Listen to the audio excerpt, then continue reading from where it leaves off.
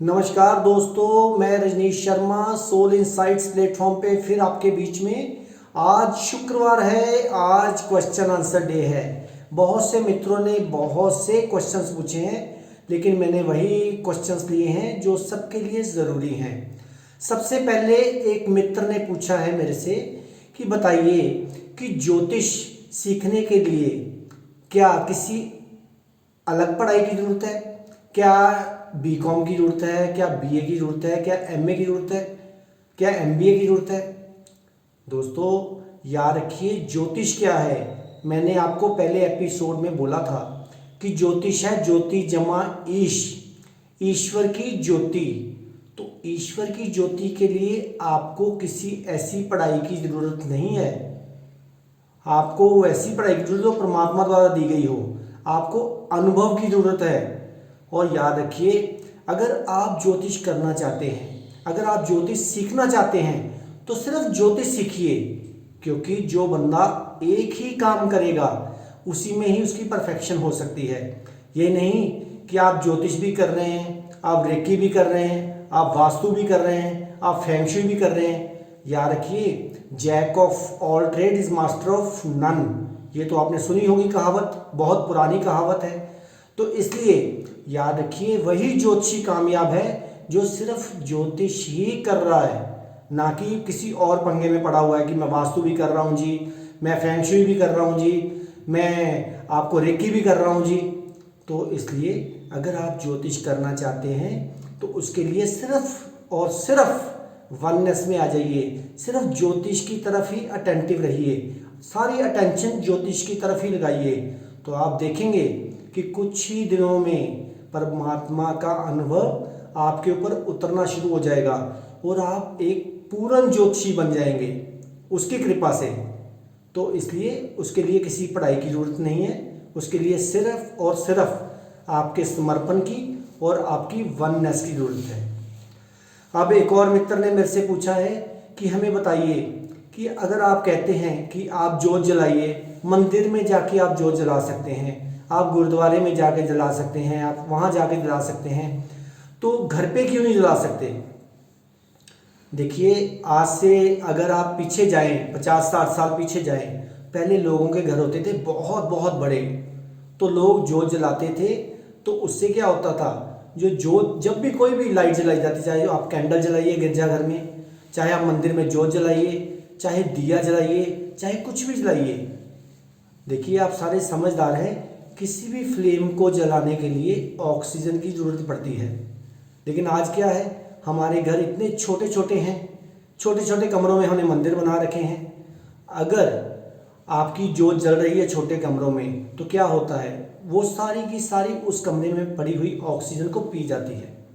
जब वो ऑक्सीजन को पी जाएगी तो आपके लिए ऑक्सीजन बचेगी नहीं। अगर आपके लिए ऑक्सीजन नहीं बचेगी तो आपके शरीर के अंदर रोग पैदा हो जाएंगे। तो इसलिए मैं कहता हूँ, मेरे को उन्होंने पूछा है कि देसी घी नहीं जलानी चाहिए, क्योंकि वो एनिमल से बना होता है, एनिमल के दूध से बना होता है, गाय से, भैंस से, बकरी से। तो क्यों नहीं जलानी चाहिए?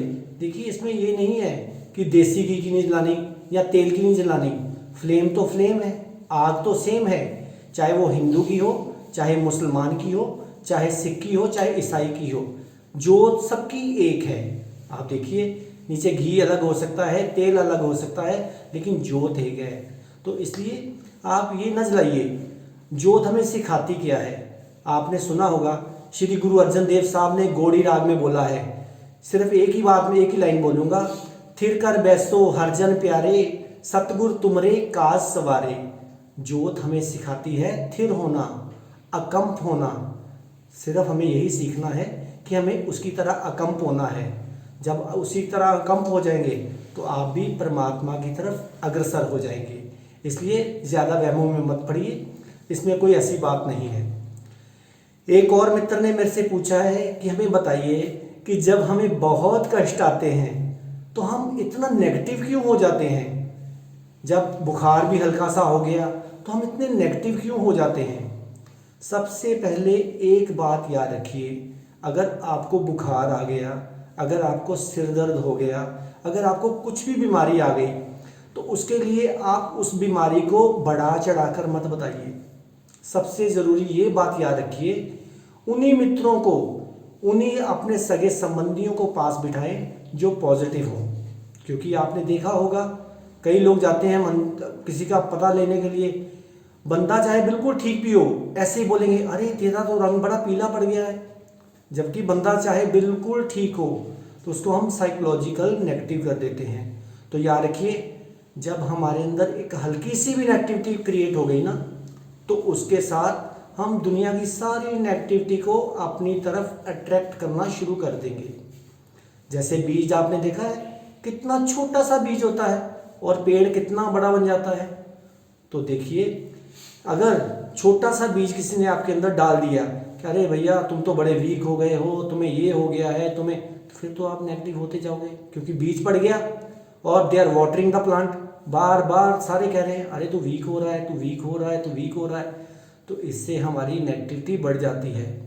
अपने अंदर बिल्कुल नेगेटिविटी ना आने दीजिए। जैसे कोई ऐसे बोले, इमीडिएटली अपने हाथ क्रॉस कर लीजिए। सबसे बढ़िया तरीका बता रहा हूँ आपको, अगर आपको कोई नेगेटिव बोले तो आप इमीडिएटली अपनी टांगे नीचे से बैठे वक्त और अपने हाथों को क्रॉस कर लीजिए। उसकी नेगेटिविटी आपको छू भी नहीं पाएगी। अगर कोई ज़्यादा ही बोलता जाए तो अपनी आंखें बंद करके अपने गुरु महाराज जी का, परमात्मा का ध्यान कीजिए।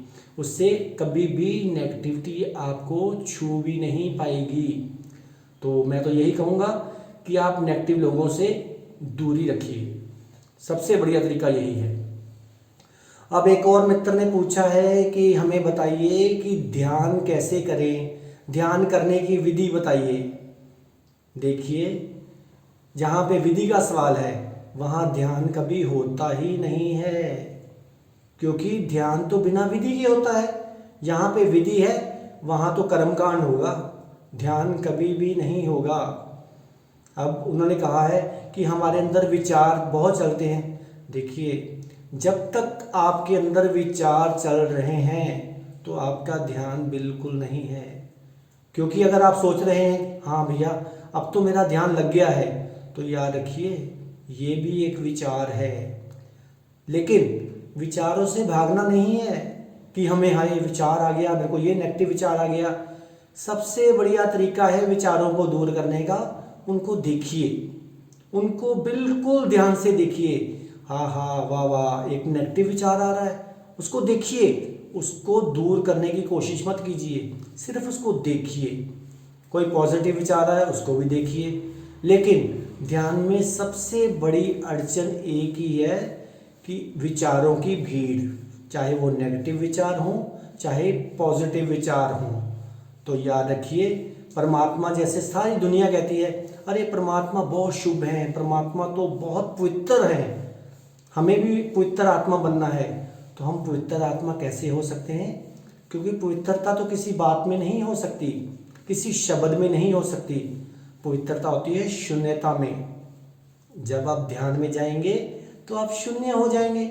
जैसे ही आप शून्य हो जाएंगे तो आप परमात्मा के साथ एक हो जाएंगे। शायद आपने श्रीमद् भागवत गीता में श्री कृष्ण जी का वाक्य सुना होगा।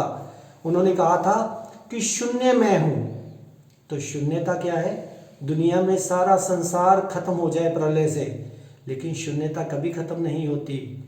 आपका कमरा है, आपने अपने कमरे में बैठते हैं, आपने नाम सुना होगा रूम। अरे हम अपने रूम में बैठे हैं। रूम का मतलब अगर देखा जाए तो उसका मतलब खाली जगह होता है।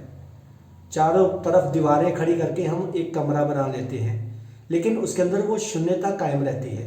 तो इसी तरह सारी दुनिया खत्म हो जाए लेकिन शून्यता कभी खत्म नहीं होती, और शून्यता में ही पवित्रता है। तो जैसे आप शून्य होंगे तो आप उस परम पिता परमात्मा को अपने आप आपकी तरफ अट्रैक्ट हो जाएंगे, तो आप परमात्मा के साथ एक हो जाएंगे। इसलिए ध्यान के लिए कोई विधि नहीं है। जो भी काम कर रहे हैं ध्यानपूर्वक कीजिए। ब्रश कर रहे हैं ध्यानपूर्वक कीजिए, नहा रहे हैं ध्यानपूर्वक नहाइए, खाना खा रहे हैं ध्यानपूर्वक खाइए। उसमें कुछ और बिल्कुल मत सोचिए, कुछ भी नहीं सोचना है, बस जो भी काम कर रहे हैं उसको पूर्णता में कीजिए, यही ध्यान है। तो अब ज़्यादा समय नहीं लूँगा, बहुत से क्वेश्चंस हैं लेकिन समय की कमी है, इसलिए मैं अगली बार और भी क्वेश्चंस के बहुत से क्वेश्चंस हैं उसके आंसर दूंगा। तब तक आप मेरे चैनल को सब्सक्राइब कीजिए, सोल इनसाइट्स _RV रजनीश। तब तक आप खुश रहिए, आबाद रहिए, जिंदाबाद रहिए। नमस्कार।